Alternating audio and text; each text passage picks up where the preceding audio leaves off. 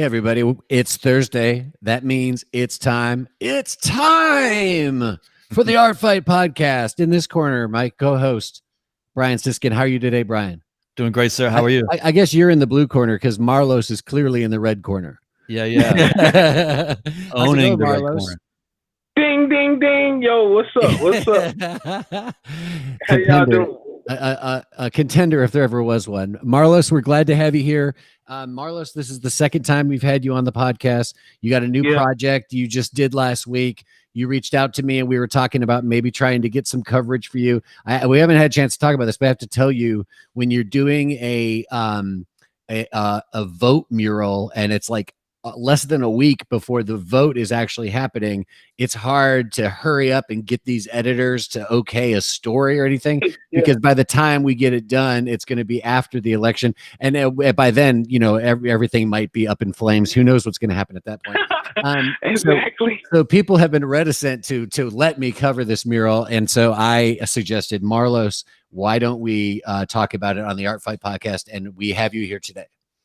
Oh my God, yes, and I appreciate you putting it out there like that, because I think the time window is super small, but being able to come on and just talk about it, like that's just as good. Yeah, so. Right on, and we can all share it. I mean, it's kind of the beauty of this format is we can do it right now, and by tomorrow morning, we can all be, even by tonight, we can have it out there and right in front of our friends, and all of them can see it and they can share it with everybody else. So it's I hope it's a good alternative for you. I'm certainly happy that I'm getting to do this, probably even more than getting just to write about the mural. I want to say, like I said, this is the second time you've been on the podcast. You were one of our early-ish guests actually on the podcast. But the last time you came on the podcast, you were with The Juice. The Juice is not here today. The Juice is loose. Yeah. Who let the juice out? Oh my God, man. Yeah, Juice is like he's chilling in Memphis right now, but he's about to come back real soon. All right. I'm sure he'll be loving this right here. Right. How's he doing?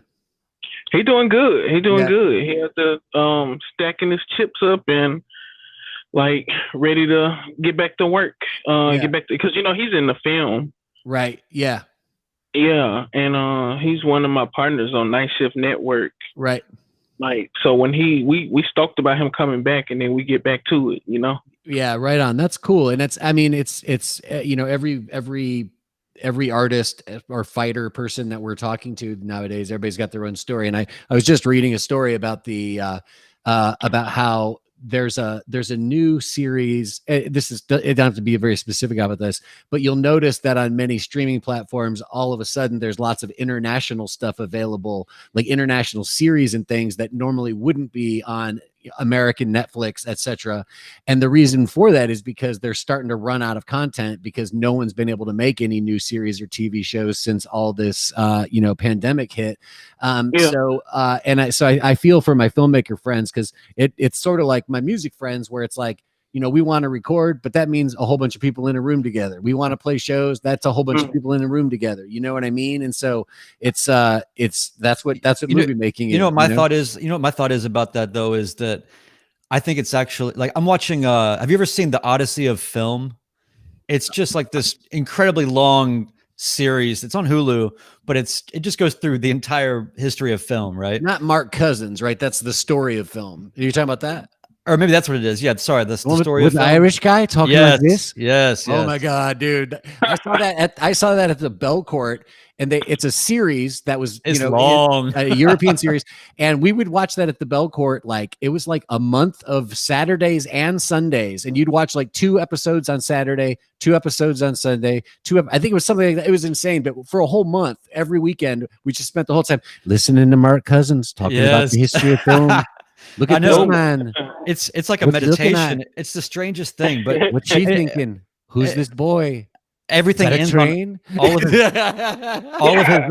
of his sentences end with upspeak. It's very interesting, right? I love that guy. But so check this out. The reason why I bring that up is because I watching that, I'm like keeping all these notes of like, I need to go back. I never actually saw that, or like there's so much, and it just got me thinking about just how much. It's nice if content slows down a little bit. like fine, right? Like who's really actually gone through the depths of what already is. There's so much richness to be still unearthed that has already happened. There's probably more than half of the Hitchcock movies I've never seen. I could just spend a couple weeks watching those. Yeah. So I guess I was just thinking about that. Yeah. He's made so many movies. But anyway, so we say all hail Juice and safe travels back to Nashville. And we're sorry that he's not with us here today, but we're happy to have you here, Marlos. And I knew that you had a project going on because you were tweeting about it. We're big on Twitter, and we believe in the tweets, even though it's a weird platform sometimes.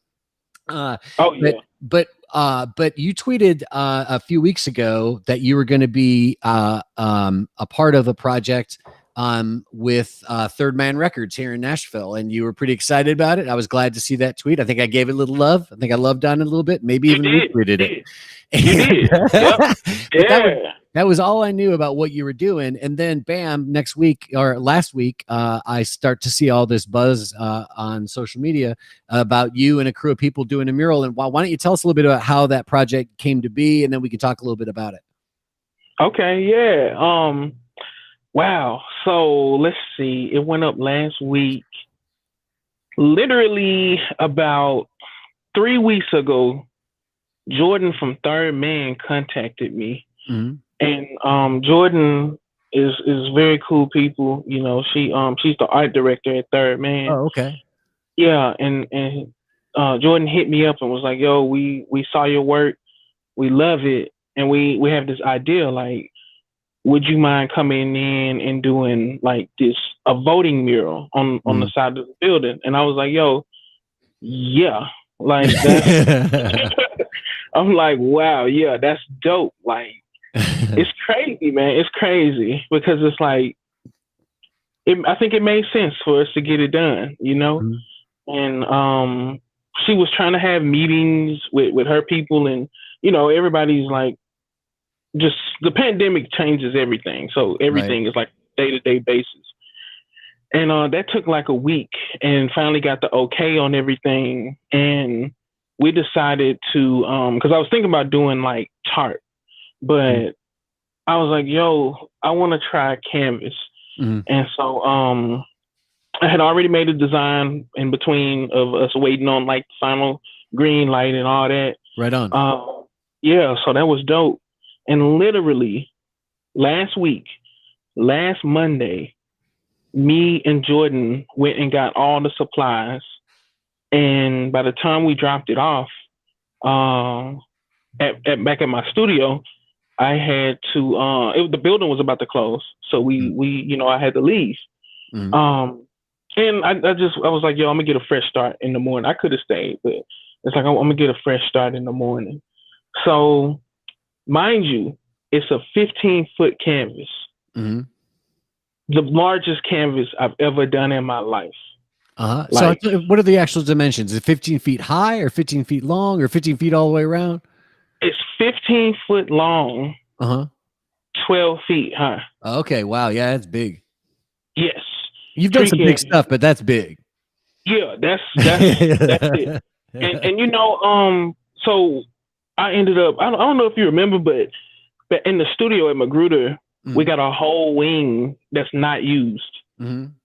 And for a while, somebody had put a bunch of food down there, and like, it was crazy, like all kind of rats and stuff. And we had to, and I saw it myself. I went down there one day and I was like, yo, the Rat King lives down here. Like, it was, and I heard something in one room.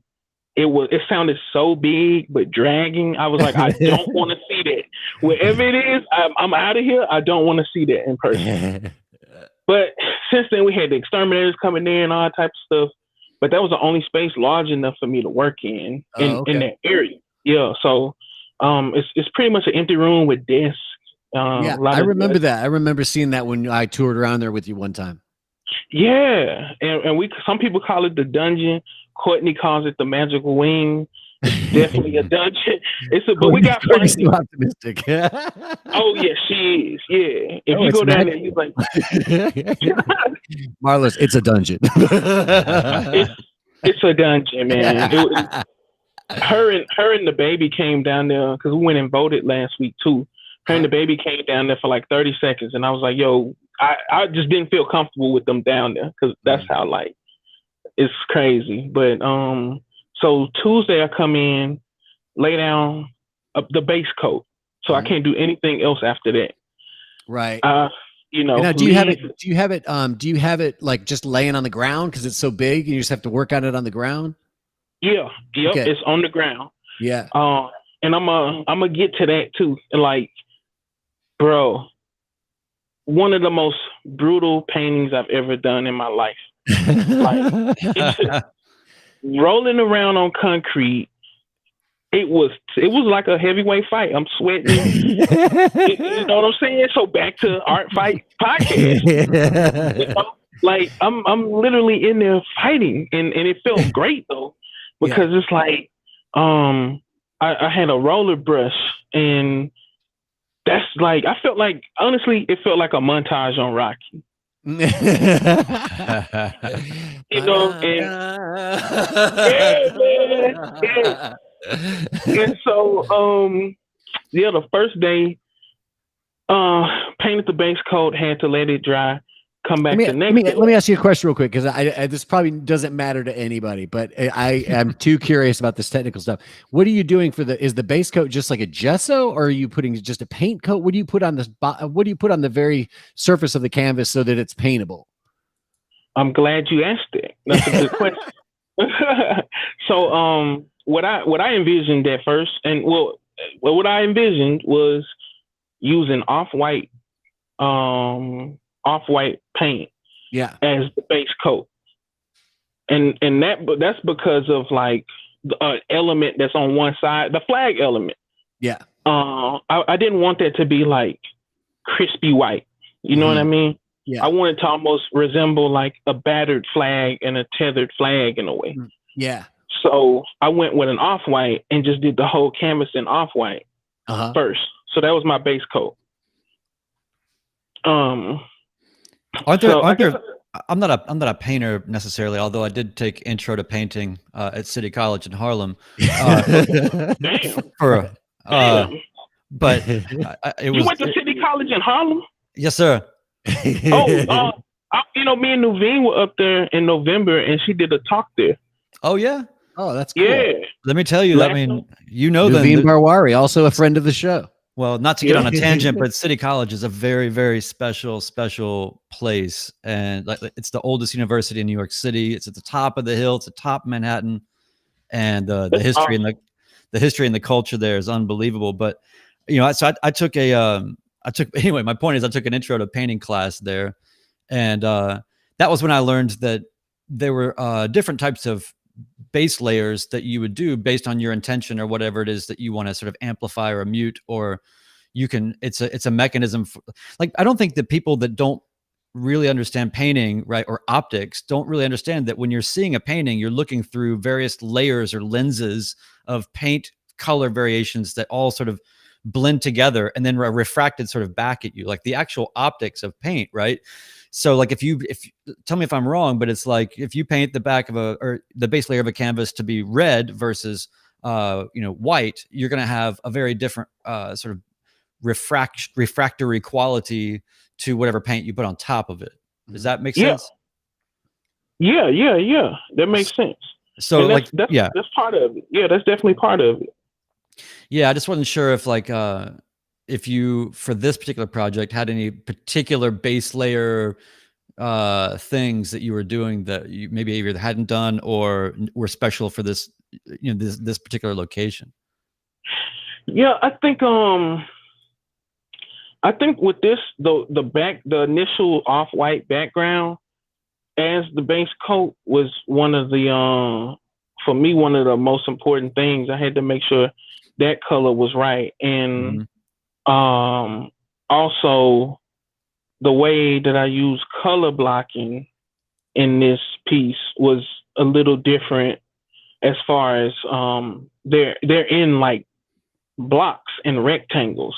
Like if you look at that piece, everything is broken up into these blocks and rectangles, like stripes and stuff like that, you know. And I think that's really interesting because some kind of way, I don't know what conversation is having with math other than like, you know what I mean? Like, but it's something there. And so I think that's something that I did like a lot differently.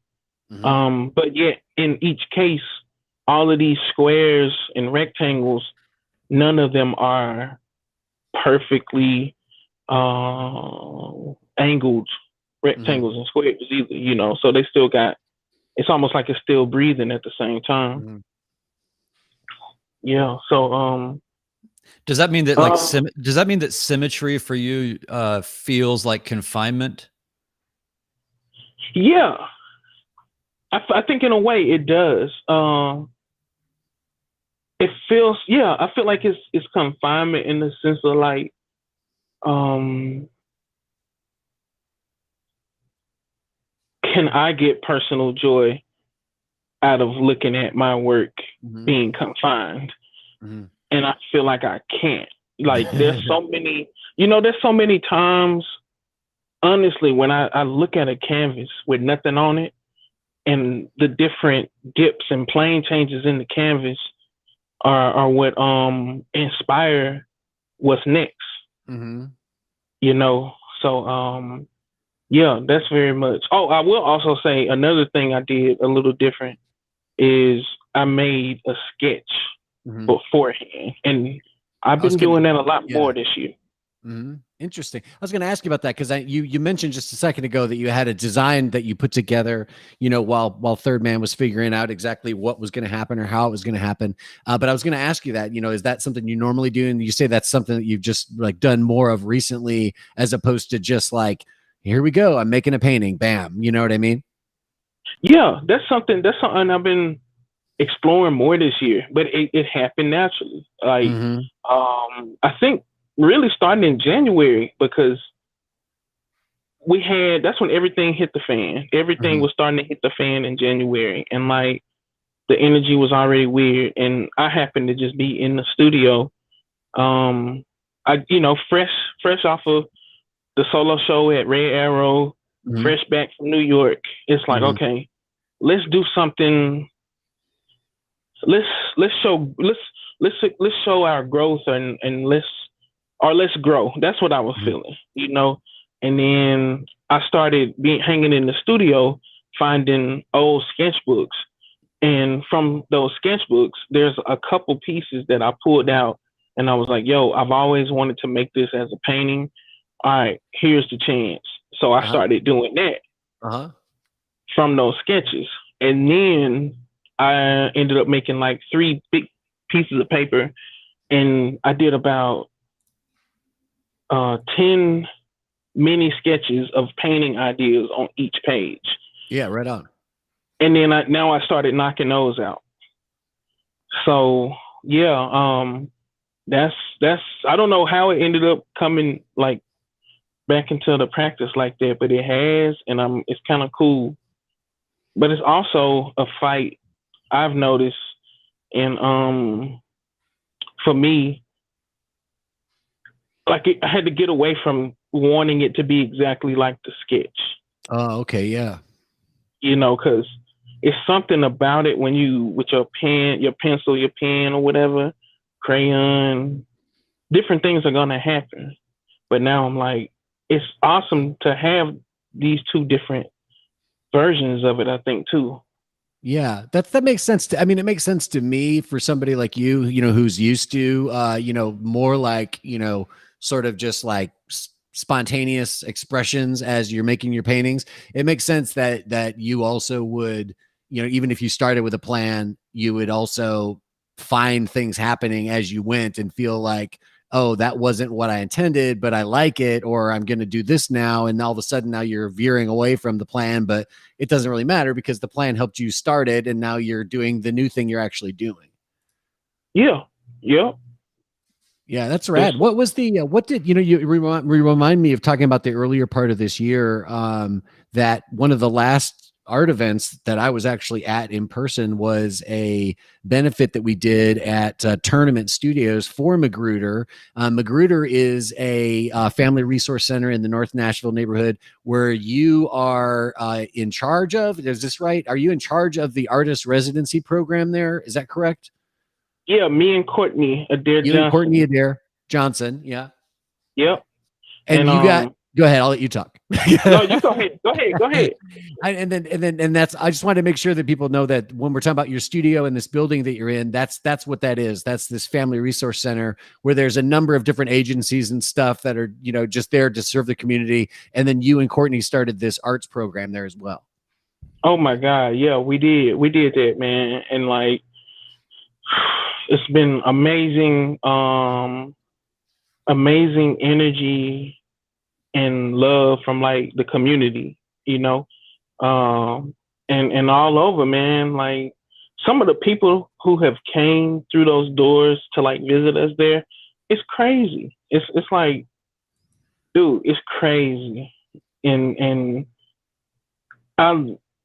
we both still love like being there, and it's a special thing I feel like, to be able to make this work in the middle of the community that I'm living in.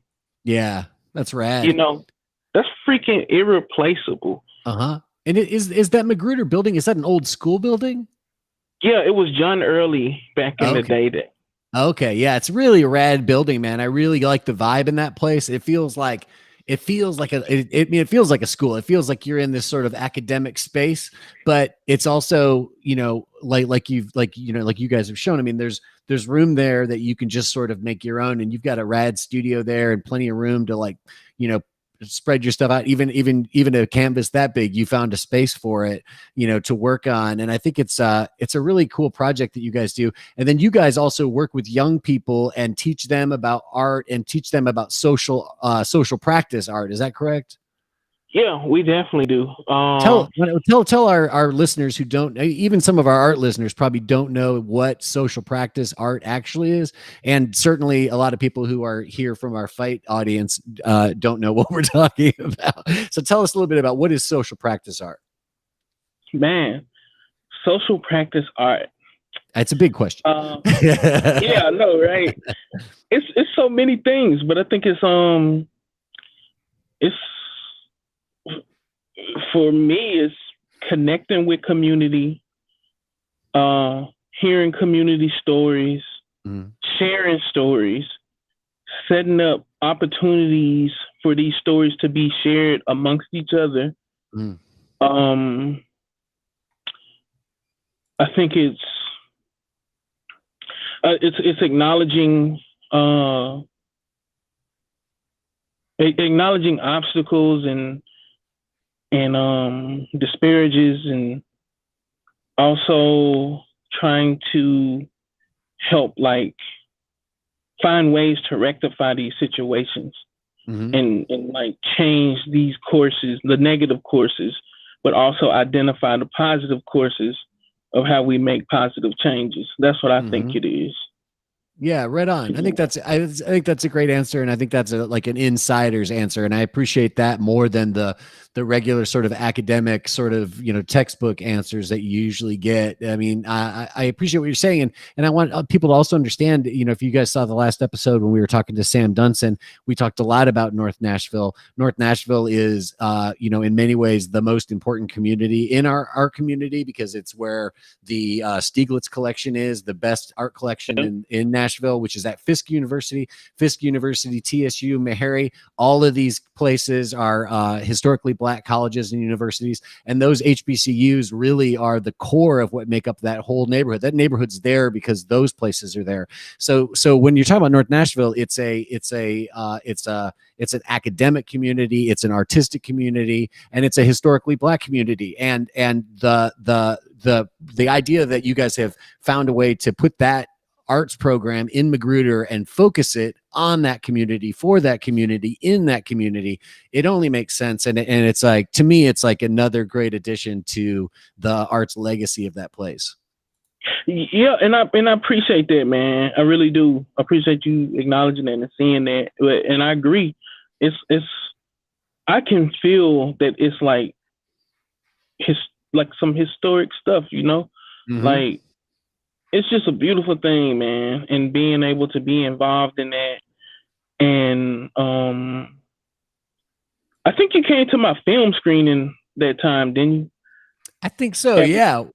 Was that Yeah. where was that? Was that at Magruder? Yeah, in the library. Yeah. I remember that. Dude, stuff like that. Like not sitting up here. It's like not trying to reinvent the wheel where it's like, oh, where can I screen? Where can I screen? Dude, Magruder has literally provided the things that I need in order to create.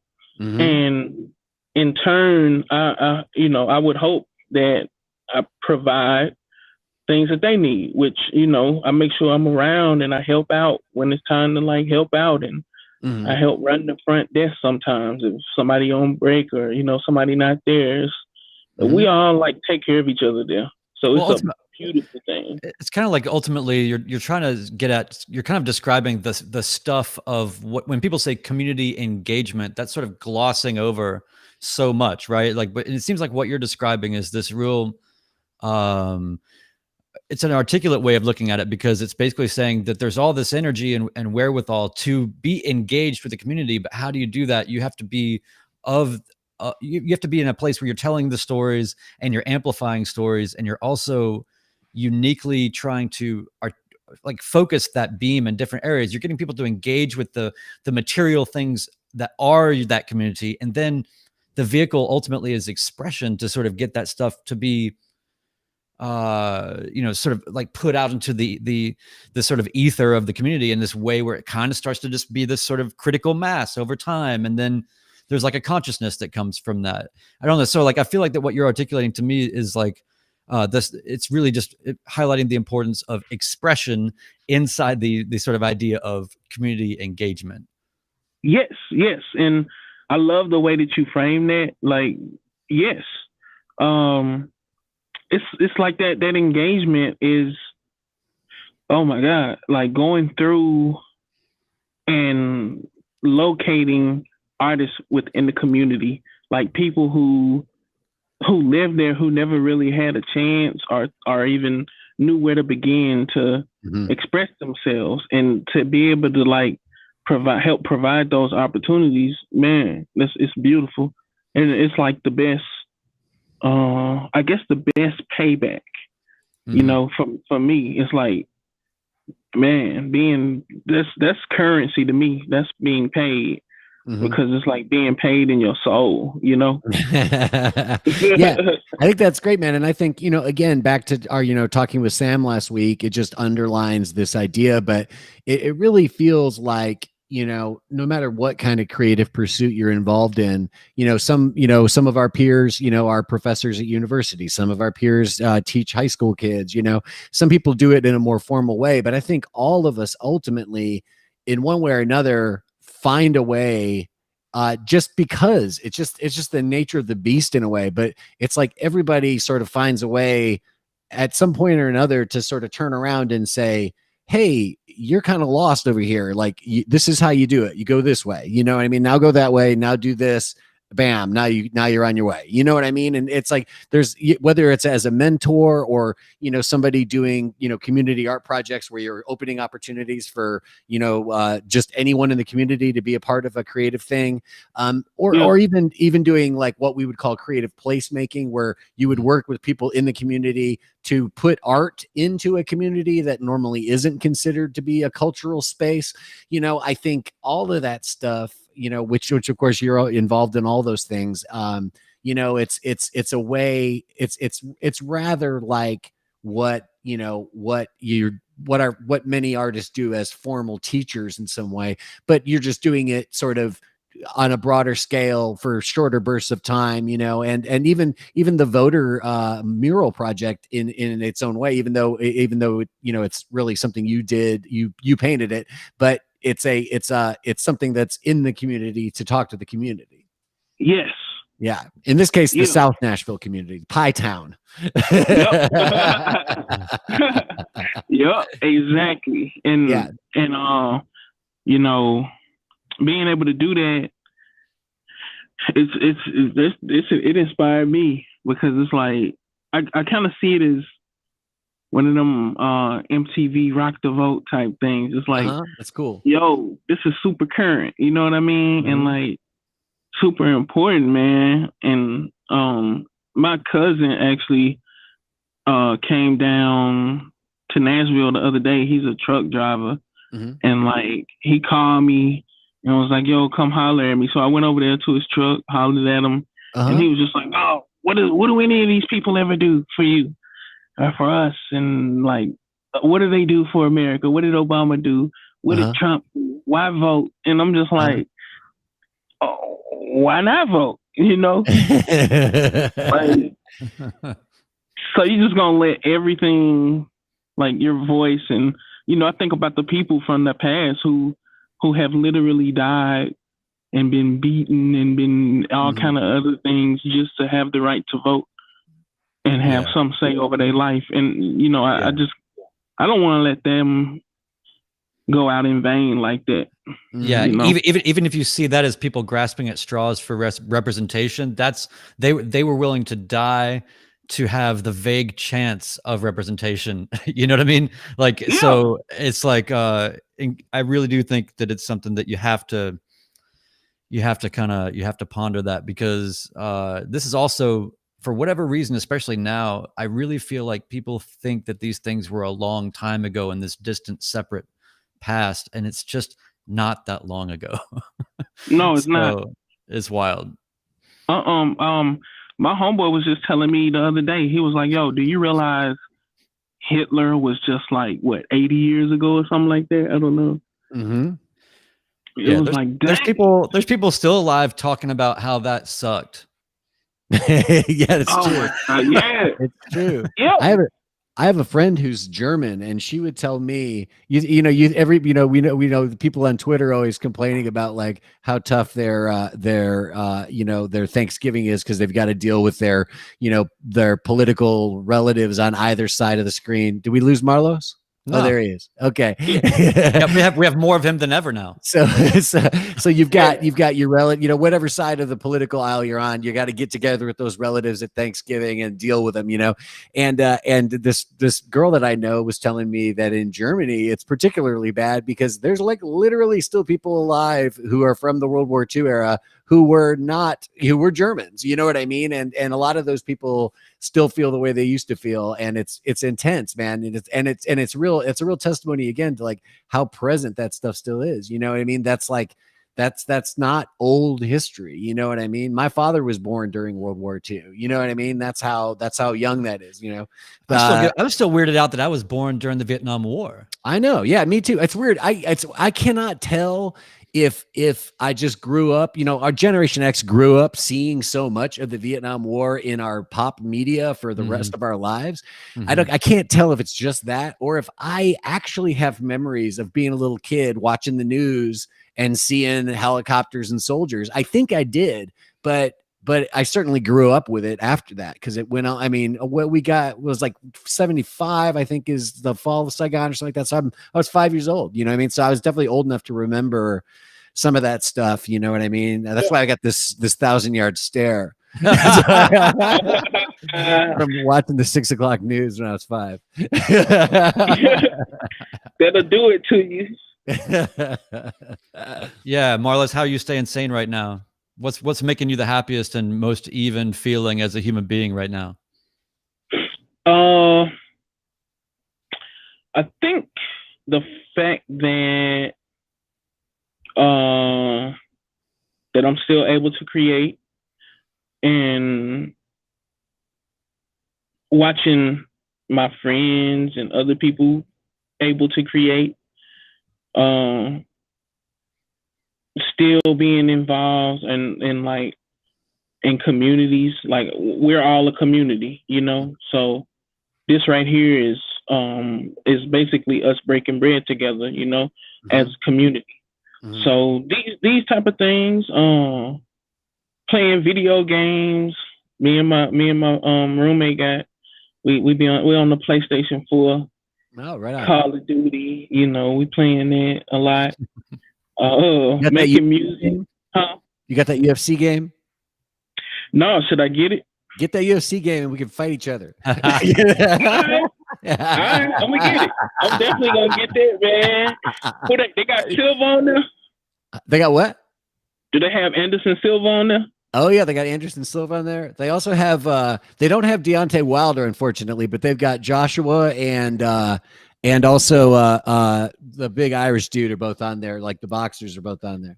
So they put boxers in the game. Yeah, they put boxers. Mike Tyson used to be in the second one. They had Mike Tyson was in that one. I wish Mike Tyson was still in it. Bruce Lee's in it. Do they allow? Does the game allow them to vagually function on the ground or anything? Yeah, they do everything. But sometimes I like lately. One of my fun things to do is just to go. You can also they have a mode that's the Kumite mode, so it's like blood sport, right? So you're in this crazy blood sport situation. So like lately, I can't believe Tyson Fury. So just the other day, I did Tyson Fury against Joshua in the Kumite, and I set it up so it was stand up only, so they could kick, but those two fighters, like as the computer, they won't kick very much if you're using one of those fighters. So I did Tyson against Joshua, and I knocked him out in the second round. It was sweet too. That jab was so sweet. Oh my god! I'm ready to see that fight in real life too. Well, we can try it out together and see how. I feel like that's a wormhole that I don't want to open up in my life, because I see how genuinely enthusiastic you guys are about it, and I know that I would be too, and so I just don't even have a game system, because I know that I would get into it like that.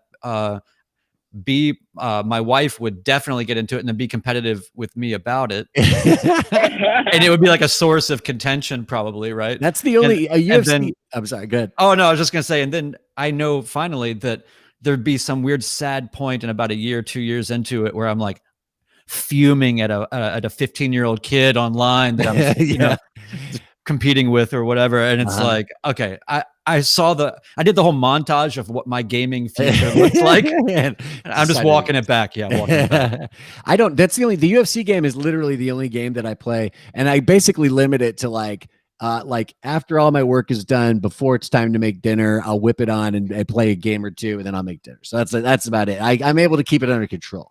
Can your wife come on and vouch for you about this? Because she'll totally vouch for me on that. Okay, so she doesn't. She's not going to talk like Joe's been up till 4 a.m. ever since the pandemic started. No. It's also true the PS4 for us is also just sort of like our hub. It's our Blu-ray player. It's all of our channels go through there. So it's really just what our solution to not having cable TV. Basically, that's so you just put such utility around something so narcotic, right? Yeah, it's fine. It's perfect. It's like the electrical box on the wall. It's just simple. You just need it for your house. Oh my God. That's right. You gotta have it. You gotta have it. It's like, honey, you never know. So Marlos, why don't you tell us a little bit? Like, let's get back to the mural and like for our viewers who haven't actually seen it, tell us a little bit about that design. Okay, so the design itself, one of the things when my first meeting with Jordan at Third Man, one of the first paintings that she showed me that they saw mine was I think it's like a 10-foot long American flag. That was actually in my debut art show, Dying by the Gun. Oh, right. Yeah. And so. And where was that show at? That was at the Abandoned Bakery in North Nashville. Okay. Yeah. And for people who weren't able to see that show, your show Dying by the Gun was sort of focused on violence in general, really just social violence. Yep. It was. And that show. Hey, Brian, check your email, Brian. I just forwarded some images to you that we might be able to use. I should have done that sooner. Yeah. No go ahead, Marlos. Yeah, so Dying by the Gun was actually my debut art show as like a what do you call it? How many years ago was that? 4 years, Just 2016. 4. Man, you've done a lot in 4 years, man. I know. It's been a wild ride. It's been a wild roller coaster. And I love theme parks and stuff. I love the fair over theme parks. So it's been a good ride. Yeah, there we go. So that is the mural. So anyway, I eventually when I did the show in, I think it was, I did it in Knoxville at Fluorescent Gallery, and I had that flag, the original one, but I had it hanging halfway off the wall and halfway on the floor, on the ground. Oh yeah, okay. I remember seeing an image of that.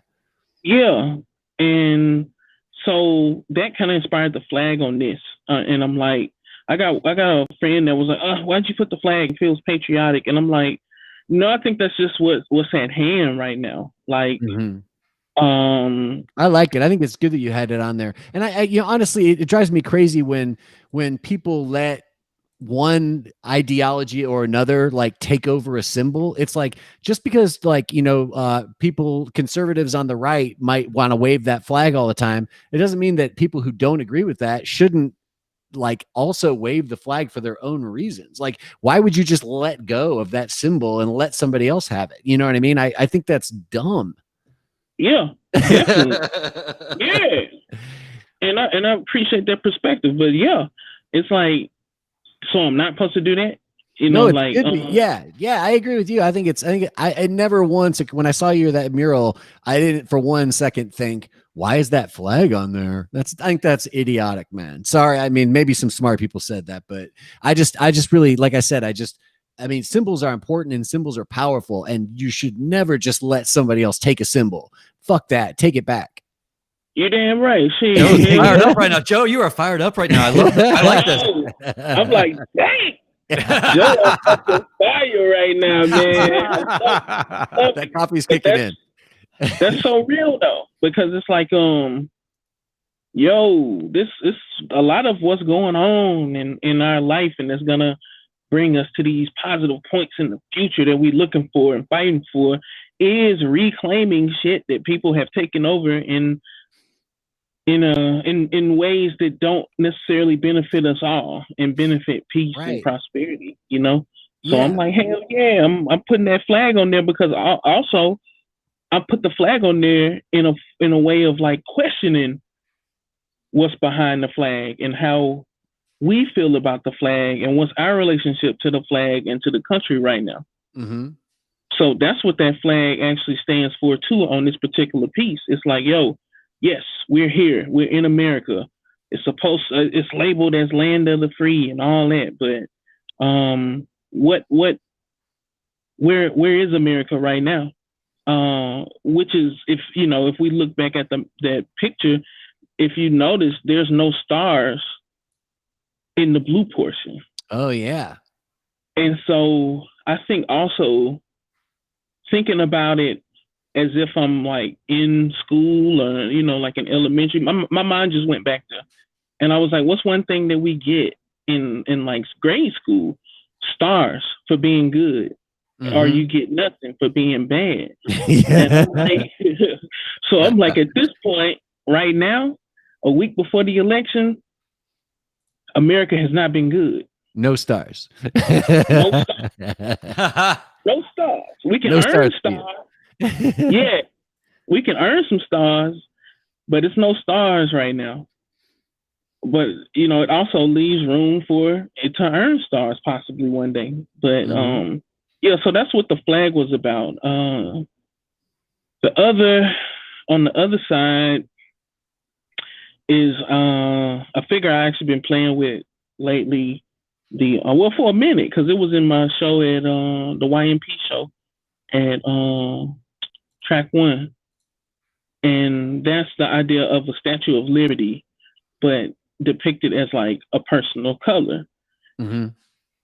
And I heard somebody say, the Statue of Liberty doesn't have a color.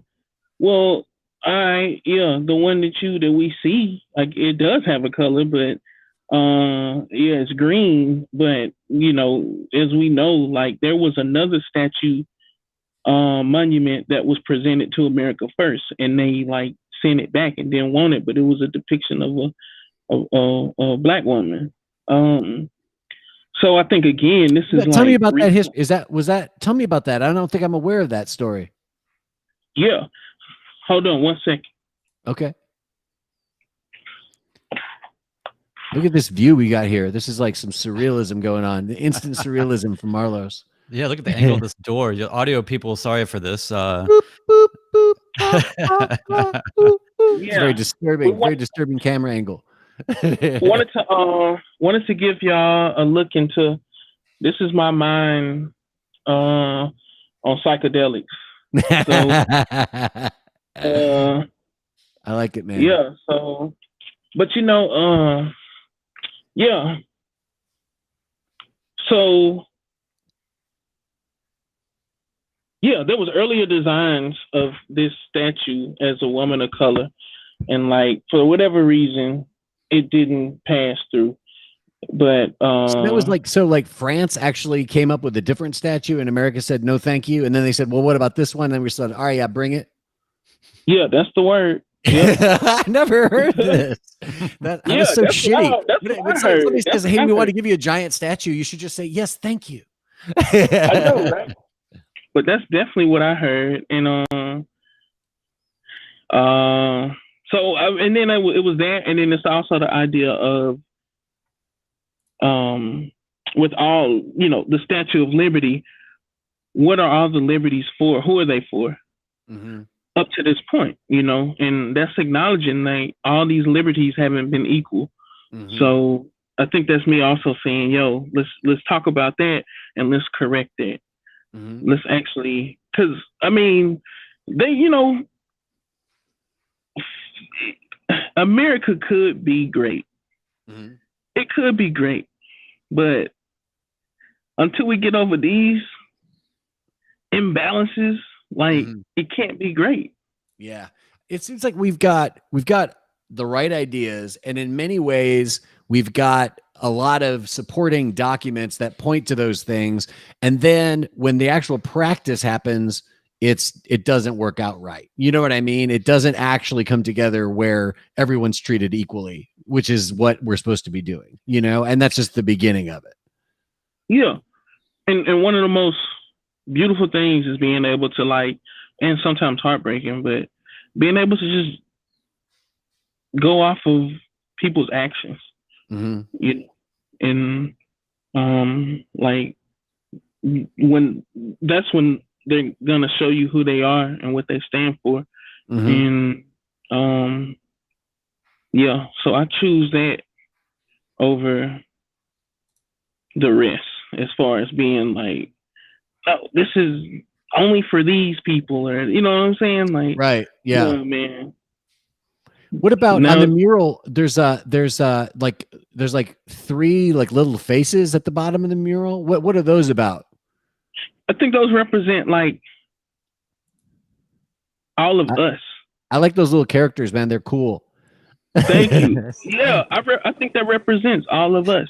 And it's a call to folks that like. Oh, you're getting bombed. You're getting video bombed. Yeah. Oh my God. Oh no. What? Somebody just blew up the vote. No way. How did this happen? You can't escape. I felt like we've had each of you guys. I feel like we've had each of you guys on separately. Let's just have this out right now together in front of everybody. Let's just do this, ladies and gentlemen. For those of you, did y'all plan this shit, man? This is crazy. Don't blame me, Marlos. This just happened. Okay. For those of you who are just listening to the podcast, we've been joined by our old friend of the podcast, now her second time on the podcast, Nuveen Barwari. Are you in Knoxville, Nuveen? I'm in Nashville. Oh, you're in Nashville. Okay, well, welcome home. Thank you. Well, what have I missed? That'd be a really good epitaph. What did I miss? What did I miss? ... Yeah. So we were talking about Marlos's Third Man mural. We were talking about the flag, and I think it's actually opportune that you came in right around the sort of the flag sort of deconstruction conversation, because obviously that's pretty central to a lot of your work as well. So for those who don't know Nuveen, you will know her soon if you don't know her already. But mainly, I appreciate you guys very much because you're sort of partners in crime, and this really sort of you guys are almost like a buddy cop movie or something. You know what I mean? It's the best movie you ever want to watch. I guarantee you. Like, 48 hours and all that. Forget about them. Bad Boys, forget about them.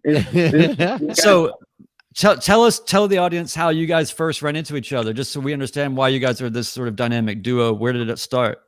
Or if it's a story that's really horrible, maybe you don't have to tell it, but yeah, it's a horrible story. We met in a bar fight. Nah, it was actually, I don't know. You could tell it, Nuveen. Welcome to the show. You guys, this is all about you. I just came to. She's just popping in, wrecking the place a little bit. Yeah.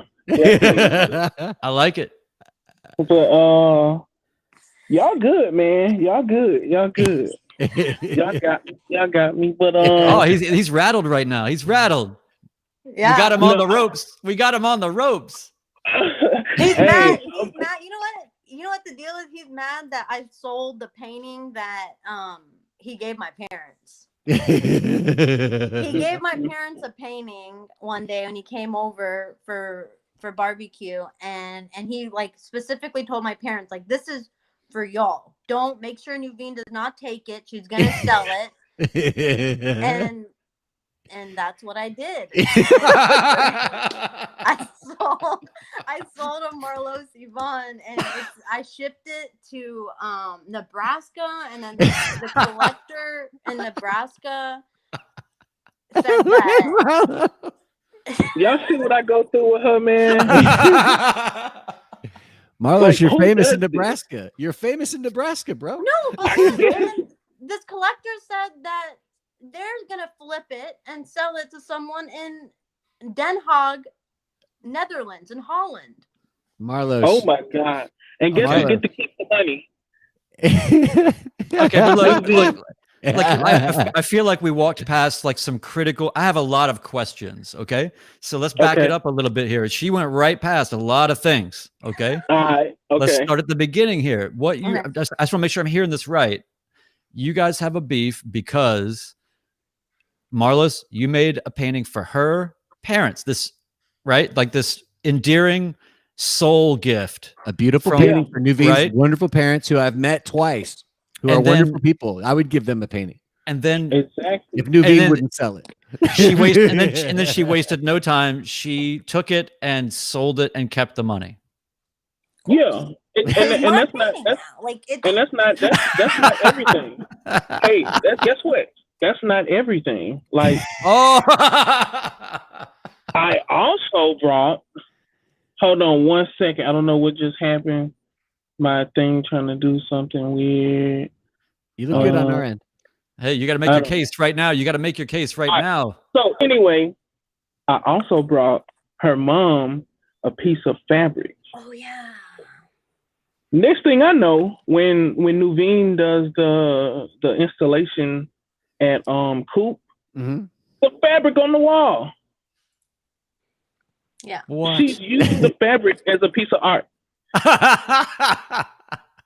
And I'm like, you took that too? Like, what? Nuveen, we should point this out right away. Nuveen, that installation won Nuveen a Best of Nashville notice in the Nashville scene. And Marlos, I believe you also got a Best of Nashville notice, didn't you? Yeah. I got one for the hand painted t-shirts with your That's right. That's right. So all's well that ends well. Everybody's winning awards. I like Joe. I like how you come in like the dad, where it's like, did everybody get ice cream? I think everybody got ice cream. So no more yelling in the car. I'm turning this thing around and we're going home. So like, what's going through your mind, Nuveen? Did you even question for a moment, or were you just like, this was an instinct for you? Didn't even, no second thought. What about selling the painting or Yeah. selling the fabric or both? Either one, yeah.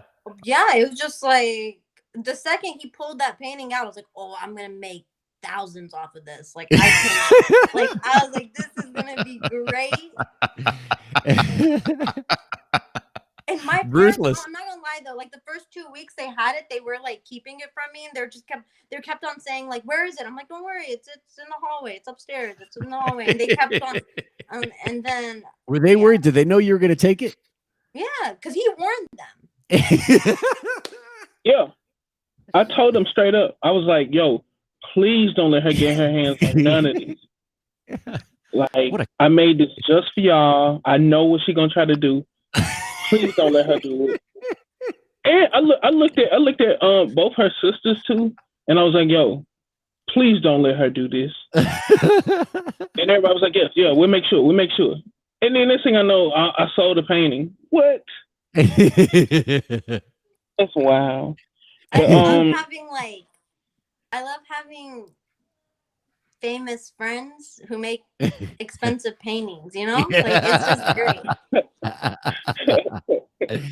Easier to sell too than selling your installations. It's hard to sell an installation. Exactly. Yeah. When is somebody going to figure that out? It's tough. Think they just did. Like sell my friend's paintings. Nuveen actually just got commissioned to do an installation at somebody's house. Oh, good! Congratulations. Yeah. Is that going to be in Knoxville, or where's that going to be at? That's going to be in Nashville. Oh, right on. Yeah. Yeah. What's the address? I'm just kidding.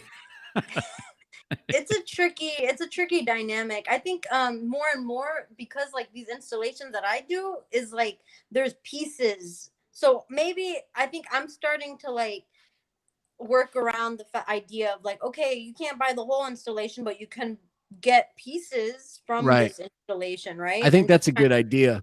Yeah. There was a show, also another show at Channel to Channel recently, which is right by Coop, and for people who aren't familiar with the Wedgwood Houston Art Gallery layout.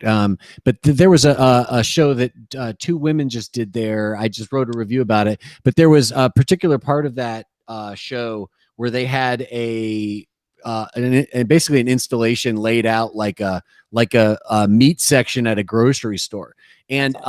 And it really functioned as a whole sort of ensemble piece that felt like you were actually in a grocery store. And of course, that's not for sale, but there were individual pieces of it that were. These little sculptures of steaks are particularly beautiful. So, that's the same kind of thing where you've got an installation that can be kind of broken down into components that you can turn around, and those can be sold to collectors. Yeah. So there you go. Collect all three. Yeah, exactly. Yeah. We have now gotten into a whole other discussion about monetizing art projects, which is okay. You see, but here's the thing: we have the authority on it, right? Because it's true. First rule of monetizing art: why limit it to your own? Right? Why not sell someone else's art? Monetize any art that you can just get your hands on. And Marlos, this is so funny. This is reminding me of a story. Earlier today, some shit was going down that I was talking to my wife about, and she reminded me of the Basquiat film, which sort of focuses on the earlier part of Basquiat's life, where. Then this is like a true story about Basquiat, who I know you have a lot of reverence for, and you've referenced him in your work and bunch. But when he was first doing his paintings, when he first sort of got popular, like stuff he was having paintings that were like half finished get signed and sold before he could even finish them. So It seems like you're in good company, Marlos. People stealing your work and selling it out from underneath you and frustrating you in the process. That's just because you're a rock star. So exactly. Get used to it. Yo, it's major, man. It's major. Yeah, it's like the next level is like that sort of that Banksy guy, goes and cuts the slabs of concrete out, and like puts it on a crate and ships it back to wherever, Yeah. It's pretty like Jack White's gonna be pissed, man, because somebody's gonna come and just chew up all of the front of Third Man Records just to get that be out mural. there cutting out the Statue of Liberty. Oh, I see. Right. It's, Nuveen, you've got it right. So yeah, you're saying like that's 100 different pieces of work. Oh, yeah. That's not one work. Yeah. So like Yeah. let's Why let's sell get it once when I can sell it 5 times? That is It's on wild. purpose, right? Well, I mean, No. Well, so the Hey. mural obviously will be up through next week. I mean, it can probably stay up for a while. We don't really know what's going to happen because there is going to be so many votes that are going to go in through the mail this year. I voted by mail this year for the very first time, and I feel like this election season. It should properly be over next Tuesday, but it won't be. You know what I mean? It's going to go on for a little while we're counting the Chads in Florida. You know what I'm saying? yeah. By the way, Joe, when you just said that, I realized how like really 2000 was a long time ago, right? That was 20 years ago when we went through that that's election. crazy, man. I can't believe it. And I realized that generationally, you can't even make jokes a lot of times. Like if you say dimpled Chads or something, like, people are like, what the fuck? Yeah, are you guys talking might about? not even know what I'm talking about. Right. Right. Back in 2000, when the voting got so crazy, it was just because the counts were so close, and there was all these recounts going on. And in Florida, they had these things where instead of people filling in a circle, people actually punched a hole. Right. Well, in certain Punch card, yeah. And they call the piece of paper that gets punched out literally is called a Chad. So down in Florida, they had this whole controversy where somebody would punch like, okay, I'm voting for Al Gore. Okay. And it's like, okay, somebody punched it, but the little piece of paper, the Chad, didn't go all the way through. It didn't come off. It's actually hanging there. So did they punch it or did they not punch it? By the way, hanging Chad. That's right, that's also the annoying guy at the frat party. Yeah. Well, so Come on, y'all. So that was by the way, I wish I had it right near me, but upstairs I have an artist gave these to me, but it's essentially like a plexiglass cube that is actual Chads from the Florida election. That's awesome. From the contested votes inside this epoxy or whatever, sort of box sealed in there. And then they were she dyed them, I guess blue or whatever, but they're actually Chads from the election in this weird cube. That's weird. That's cool. But it did just occur to me though, like how like that was a nightmare, and that was like really before the internet was so pervasive and social media was not a thing, and that went on for what, like 6 weeks. And it's a weird thing too, because what the end result of all of that was that at some point the Supreme Court stepped in and said, "Stop counting the votes. It's over." George Bush is the president, and and there's a very good chance that something like that will actually be happening again here soon. So that's really, people are thinking about, they're speculating about all these different things that could happen regarding the recent Supreme Court nominee who's now on the Supreme Court. But really the immediate thing that's happening is the Supreme Court's going to be stepping into this election and making decisions. I almost guarantee it. Oh yeah. And they already are. And so that's really the immediate problem. You know what I mean? Yeah. Is what's it going to be about? And as I remember, I don't remember exactly how it all went down, but as I remember, it was like literally, it was like they had the authority to do it. They jumped in and made this decision, and that's the system when it gets completely crazy. So it's going to definitely get crazy this time. Yeah, I think that we're all in a strange state of sort of suspended animation right now, just trying to just try to like glide over the next week and see what shakes out. I have this strange sort of idea in my head that what's actually going to happen is all of these fears of a contested election and all this are going to be gone in a moment, because Trump's going to see how imagine he loses by 8 points or whatever. What if he just was like, all of a sudden, as soon as he saw that it was just like, I don't know, this is a lot of work. I don't really feel like doing this. I don't really want it that much. Like if he just walked away and be like, you know what, I can actually make more money over here now anyway, private sector. I'm just gonna take my ball and go home. Right. Like where it just blows everybody's mind, right? Where they're like, oh, but that's ultimately nothing but this weird fantasy that I keep allowing myself to have. It's going to be a nightmare. So here we go, guys, right? It's going to be a lot of fun. But in the meantime, we have the means to sort of, get all this stuff out and do what we can about it. And Marlos, it's real cool that you've been able to contribute in a really visible and meaningful way right when it counts the most, you know? Yeah, man. And I remember, I don't know if you remember this, but I feel like me and Nuveen had a conversation one time, and I was like, yo, I wonder, like, I think it's when Trump got elected. I was like, yo, I wonder if we did all we could do to, like, help spread this I remember message. that conversation. Yeah, and so now, and I think you made a good point at the time, like, yo, we did what we had to do and needed to do. And I think with this mural, that was the opportunity presented itself to be able to do something somewhat impactful.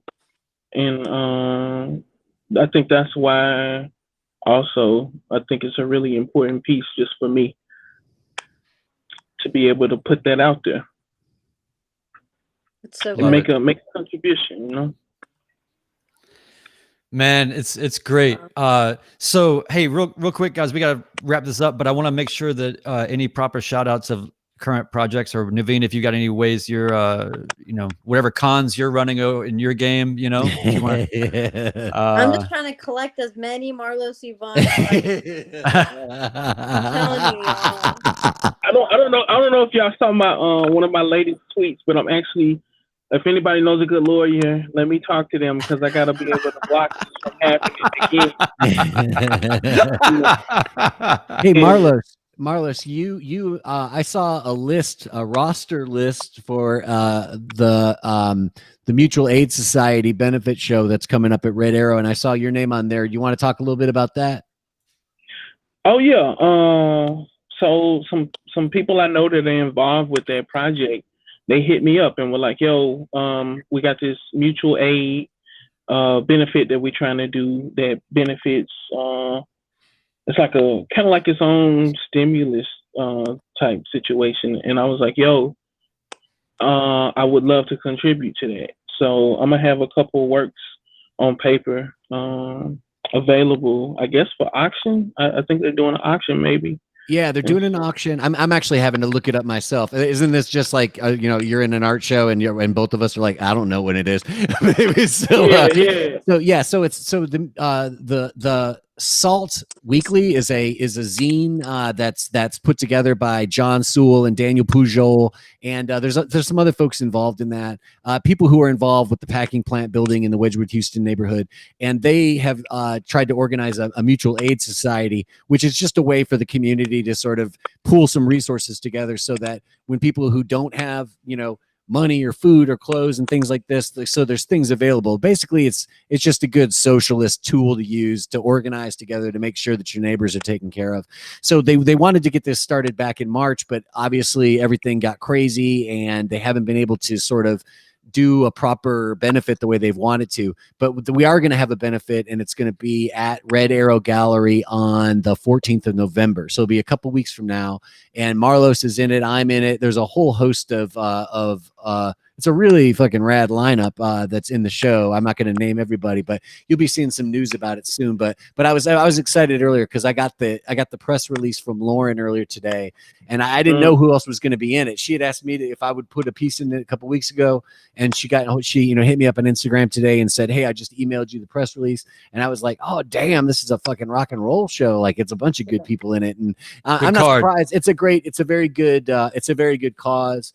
And it kind of reminds me a little bit. It's sort of a bigger version of what we did back at the beginning of the year for Magruder. So I'm always happy to sort of get involved with these benefits especially when it's like stuff where it's like the art community taking care of the art community. You know what I mean? And then this is a little bit broader than that, but it's still, just all the creative folks getting together to do something smart and helpful. You know what I mean? So I'm excited about being a part of that too.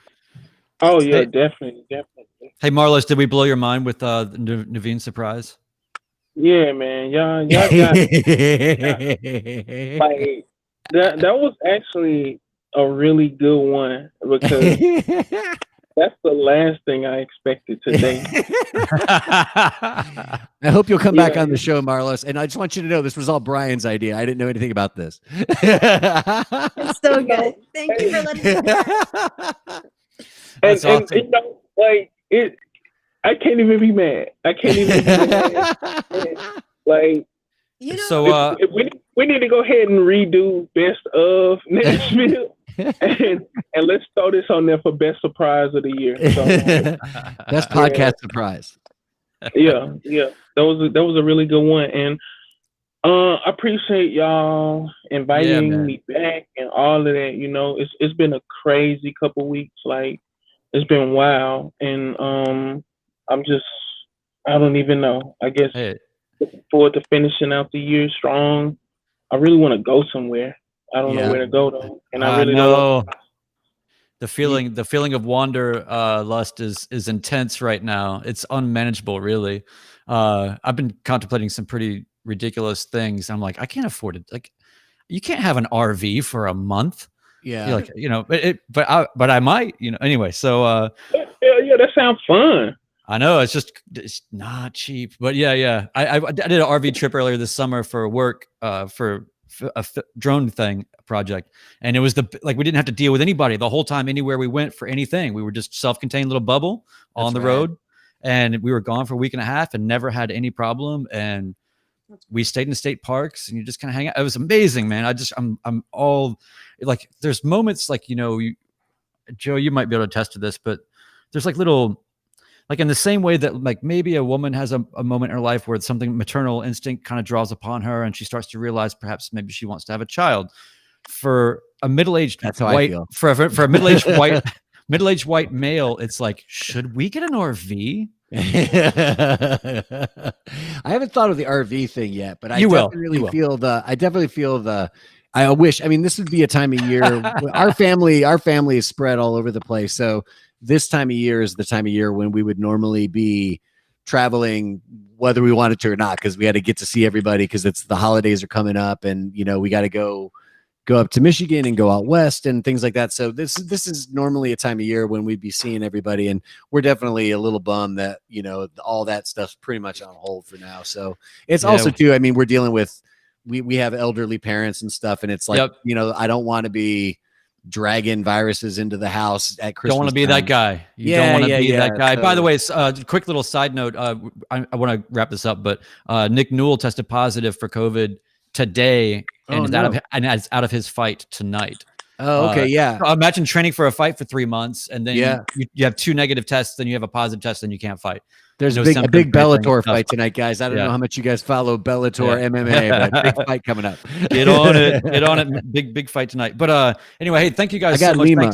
Thanks. Wait, Marlos, what's going on over here? Let's see. What is Marlos is doing this. When I was a kid in Detroit, we used to watch a TV show called Sir Graves Ghastly. He was a horror movie host, and he would do this thing where he'd have a guy upside down mouth, like lip syncing to a song, and it looked terrifying because it was so surreal. That's so good. Sing a song, Marlos. Sing us a song, Marlos. Yeah. And I don't know what it is. You got it right. I don't know what it is. You got it right. I've been enjoying your music on those on the Red Arrow segments on the virtual art crawl. Like, they've been featuring Marlos's music, and it's been really rad. Yeah. Hey, thank you. So my album is about to come out soon, and tell us about that, man. Yeah, so it's the debut Velvet Castles album. It's called Velvet City, and I got my friends Chris and Cicely, sister wife, and they helping me like finalize it. But it's 10 tracks. Right on. What does Chris do? Is that Chris that I know? Chris Detroit Chris? Chris Warmall, who shoots video. He's been shooting the videos for like the Gallery Association. Oh, okay, cool. Yeah, and so we shot a video for that song I just sang, and it's getting edited now. It's almost done. Hey, Marlo, he's done a good job with those videos for the gallery. Yes. Oh man, appreciate it. Yeah, he's dope. So when people want to see this, where do they go? The video, we haven't made up our minds yet. All right. Yeah. Should they 'Cause just we be, wanna- should everybody be following you on Twitter and Instagram? Yeah, I get ratchet on Twitter, and so like, you know, just know that it gets pretty ratchet and but informative at the same time. So yeah, which is MarlosEvan and the number 2. Mm-hmm. And then Instagram is just at Marlos E'van, right? Yeah, and I'll tell you right now, if you're gonna follow me on there, the story, I don't really post anymore. So the stories is where it's at. Okay. Stories is where it's at. But if they follow you on Twitter, sometimes they can get in on this interaction with you and Nuveen, which is a lot of fun. Oh, yeah. Oh my God. Yes, it is. You have to There's save. always- You guys are both like saving your tweets as evidence for later. Yeah, he wants to get lawyers involved. So Hey, you know, I'm just trying to keep it all cool. But if you want to see, that side of us, like, come on Twitter. like some people will reach out to me and be like, "Yo, what's wrong? Like, are y'all okay?" Just from looking at our tweets. Oh yeah, you remember that one time? Oh my God, one time we were working on something, and like we both made us. We were like working together in the same space and making crazy tweets. And somebody hit Nuveen up and was like, "What's going on?" And like, we were literally side by side laughing about this. So it's kind of it's where you can find out what's happening and get pulled down some performance art, sort of somewhere between truth and non-reality wormholes of amazingness. So hey, and quickly, Nuveen, we'll put your stuff in the show notes too for everybody. If people, make sure to go back and listen to our episode from the different world that we used to be in. But the first time you came on the podcast, that was a blast. And make sure you go back and listen to that. And then where should people find you? Yeah, Instagram. Oh man, I got so many Instagrams. Okay, so it's Nuveen Barwari. My personal one is Nuveen Barwari. I'm sure y'all have my name or somewhere on there. And we'll put it in there's, text, yeah. And then Twitter is the same thing. My first and last name. And then I got Fufu Creations, FUFU Creations. That's both Twitter and Instagram. And then I got New Wave Podcast. Oh. Yeah. Hey, Yeah. that's right. Yeah. There's that too. That's New dope. Wave with only one W. What else? Am I missing one? I got the Finsta too, but I'm not gonna share that. We need to do a full Yeah. catch up with you sometime because so much has happened. So you've cranked up all kinds of good things. So hey, all right. Well, we're gonna get out. Joe, do you have anything quickly you want to plug for yourself? I've got a new OnlyFans, but we'll put that in the text.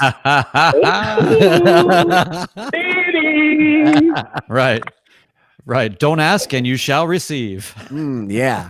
I got I'm putting some Marlos's music in the background. All right. Well, I'm gonna turn down this live here, and then we'll hang out here backstage for a minute after and say goodbye. But for everybody else, thanks for listening. We appreciate you. Peace, everybody. Appreciate Happy y'all.